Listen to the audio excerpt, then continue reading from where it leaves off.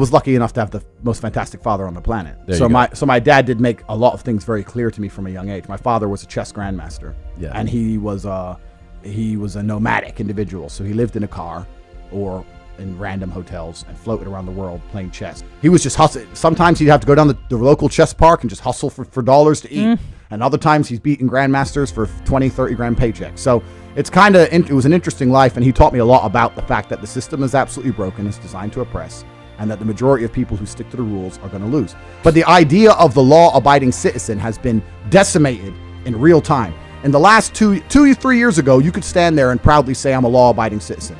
The last 2 years, if they have not taught you that being a law-abiding citizen is going to turn you nothing into a fucking experiment for Big Pharma, then you're an idiot.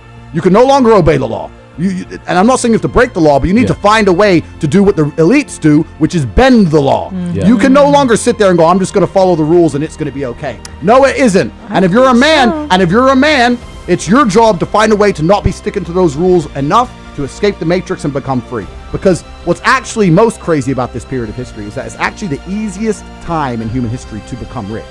And the reason for that is because there's so many people inside the matrix being destroyed. Money has to go somewhere.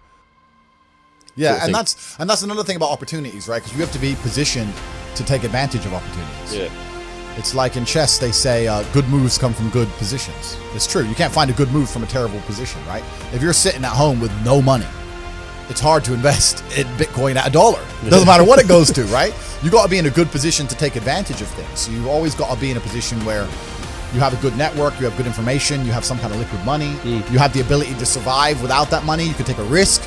Like, it's hard to set yourself up. I'm in a position now where I'm in the NBA. I'm an NBA player. I can never go broke again. So it doesn't matter, right?